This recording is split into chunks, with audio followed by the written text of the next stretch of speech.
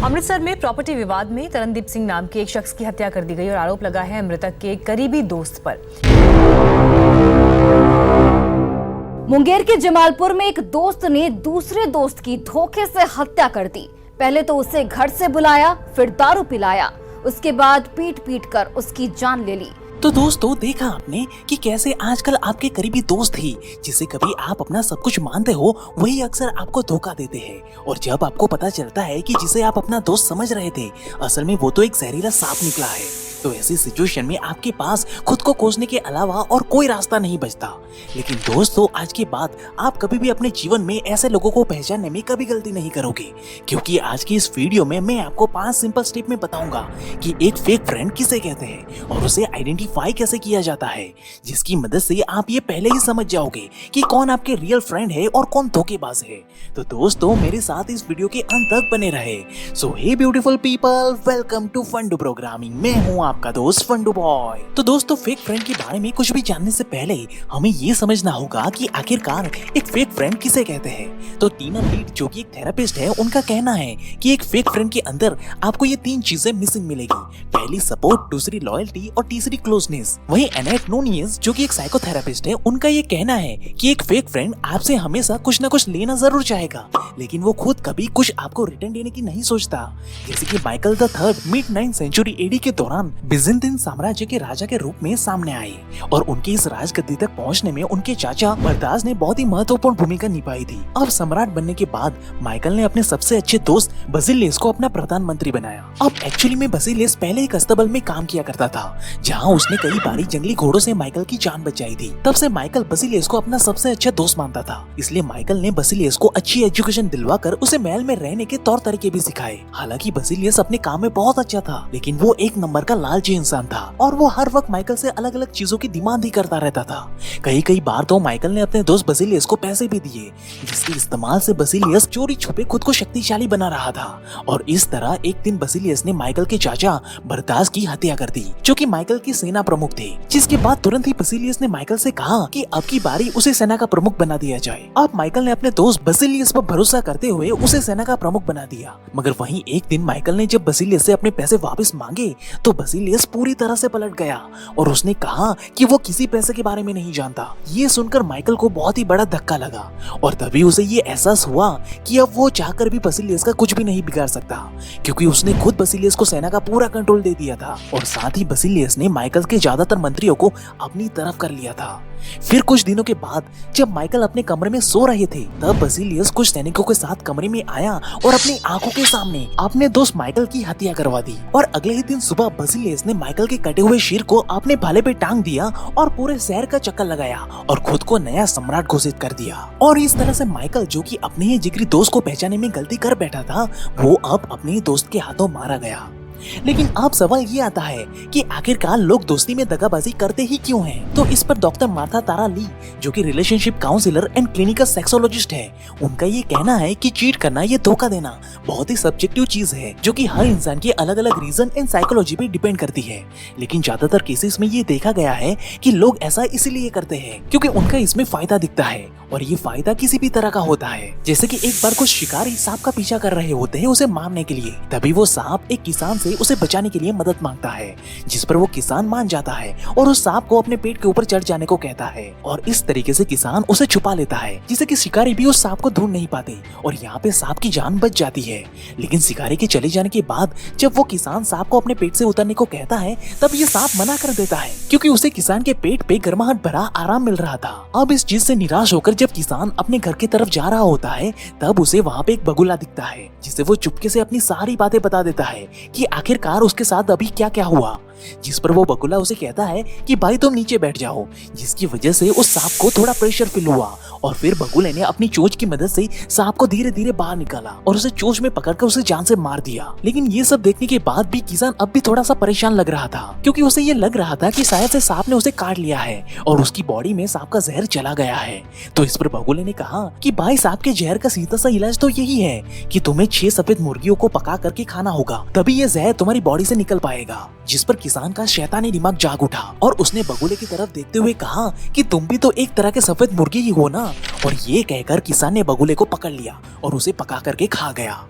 और इस तरह से बेचारा भोला बगुला किसान की मदद करने के चक्कर में खुद ही उसकी लालच का शिकार हो गया। अब हालांकि ये कहानी ऑथर रॉबर्ट ग्रीन ने एक फ्रिक्शनल वे में बताई है, मगर ये हम इंसानों के इविल साइड को पूरी तरह से रिप्रेजेंट करता है कि कोई भी इंसान या जानवर किसी की कितनी भी मदद क्यों ना कर ले, लेकिन जब भी इंसानों को अपना फायदा दिखाई देता है तब वो अपने फायदे के लिए किसी भी हद तक जाने से हिचकिचाता नहीं है, भले ही चाहे उसे अपनी दोस्ती की ही कुर्बानी क्यों ना देनी पड़े। मगर ऐसे धोखेबाज इंसान उससे भी पीछे नहीं हटते। तो फिर अब सवाल ये आता है कि भला हम ये कैसे पता कर सकते हैं कि हमारा दोस्त भी हमसे फ्यूचर में गद्दारी कर सकता है या नहीं। तो दोस्तों, इसके बारे में साइंस ये बताती है कि हम कभी भी इंसान को सिर्फ देखकर ये पता नहीं लगा सकते कि आखिर वो इंसान फ्यूचर में हमें धोखा देगा या नहीं। लेकिन अगर आप ऐसे लोगों के कैरेक्टर को, माइंडसेट को और उनके बिहेवियर को अच्छे से एनालाइज करोगे तो आप ऐसे लोगों के अंदर कुछ ऐसे साइंस को नोटिस करोगे जिससे कि आप ये तुरंत पता लगा सकते हो कि वो इंसान आपका सच्चा दोस्त है या फिर एक धोखेबाज इंसान है। तो अब मैं चाहता हूँ कि आप इस एक्सपेरिमेंट को अपने ऊपर या अपने दोस्त के ऊपर करके देखो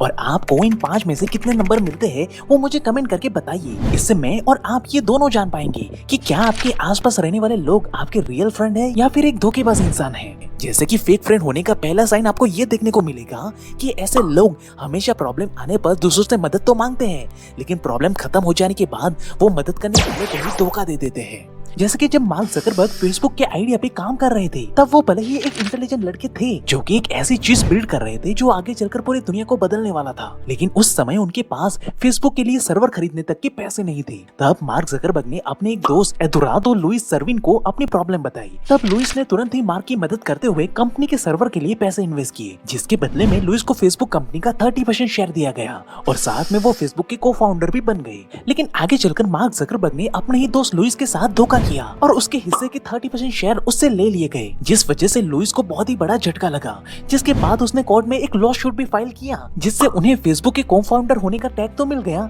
लेकिन आज तक उसे वो शेयर्स कभी नहीं मिल पाए। वहीं फेक फ्रेंड होने का दूसरा साइन ये देखने को मिलेगा कि ऐसे लोग आपकी सीक्रेट बातों को किसी दूसरों से शेयर करते हैं। वैसे यूँ तो पृथ्वीराज चौहान जी और जयचंद्र के बारे में अलग अलग कॉन्स्पिरेसी थियरी प्रचलित है, जिनमें से एक थियरी के अनुसार जब 1191 में मोहम्मद गौरी ने पृथ्वीराज चौहान के ऊपर हमला किया था तब जयचंद्र ने पृथ्वीराज जी की मदद की थी, जिस वजह से दोनों ने साथ मिलकर मोहम्मद गौरी को हरा दिया था। लेकिन कुछ ही समय के बाद जब मोहम्मद गौरी ने दोबारा से पृथ्वीराज जी पे हमला किया तब जयचंद्र ने पृथ्वीराज जी का साथ ना देकर मोहम्मद गौरी के साथ मिल गया, क्योंकि पृथ्वीराज चौहान ने जयचंद्र की बेटी से शादी कर ली थी, जो बात जयचंद्र को पसंद नहीं आई थी और उसने पृथ्वीराज जी तक पहुँचने के और उसे मारने के सारे भेद मोहम्मद गौरी को बता दिए थे, जिस बात का फायदा उठाकर मोहम्मद गौरी ने 1192 में पृथ्वीराज जी को धोखे से टॉर्चर कर करके मार दिया। वहीं फेक फ्रेंड होने का तीसरा साइन आपको ये देखने को मिलेगा कि ऐसे लोग आपसे सीक्रेटली जलन की भावना रखते हैं। एक्चुअली साइंस की माने तो जेलेसी के कई कारण होते हैं, जिनमें से सबसे बड़ा रीजन है इनसिक्योरिटी एंड सेल्फ ऑब्सेशन, जिसमें होता कुछ ये है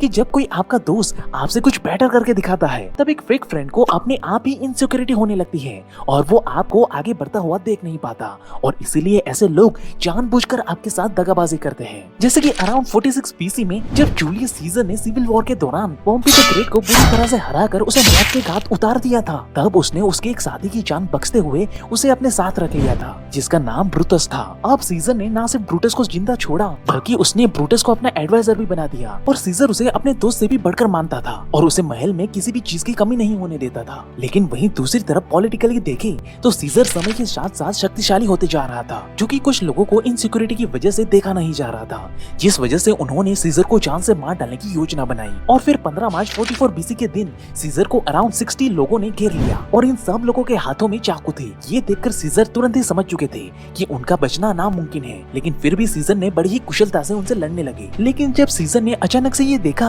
कि इन सब लोगों के बीच में ब्रूटस भी खड़ा हुआ था जो उसे मारना चाहता था, तब वो पूरी तरह से सुन्न पड़ गए और इस धोखे के कारण वो अंदर से पूरी तरह से टूट चुके थे और इसीलिए उन्होंने लड़ना भी बंद कर दिया। जिस दौरान ब्रूटस ने बाकी लोगों के साथ मिलकर सीजर के ऊपर 23 बार चाकू से हमला किया और सीजर को वहीं पे मौत के घाट उतार दिया। वहीं फेक फ्रेंड होने का चौथा साइन ये है कि ऐसे लोग आपके बिलीव, आपके वैल्यूज और आपकी गोल की रिस्पेक्ट नहीं करते। जैसे कि जब जीसस क्राइस्ट 30 साल के थे तो उन्होंने जब ये क्लेम करते हुए उपदेश दिया कि वो भगवान के बेटे हैं, तब यहूदी धर्म के कुछ लोगों को ये बात जरा भी पसंद नहीं आई, क्योंकि जीसस के मानव कल्याण के उपदेश यहूदी धर्म से कई मायनों में अलग थे, जिस वजह से यहूदी धर्म के कुछ लोगों ने जीसस को जान से मारने का प्लान बनाया। और जब जीसस अपने गधे पर सवार हो यरूशलेम पहुंचे तब उन्होंने वहां अपने शिष्यों के साथ अंतिम अंतिम बार खाना खाया। एक्चुअली में ये वही शिष्य थे जिनके ऊपर ये जिम्मेदारी थी कि वो ईसाई धर्म का प्रचार आगे तक करेंगे। लेकिन उन शिष्यों में से एक शिष्य जूडस भी था जो जीसस के ऊपर बिल्कुल भी भरोसा नहीं करता था, क्योंकि वो मानता था कि जीसस अपने आप को भगवान के बेटे बनाकर मानव कल्याण का काम करने का सिर्फ और सिर्फ ढोंग कर रहे हैं। इसलिए जब जीसस बाहर टहल रहे थे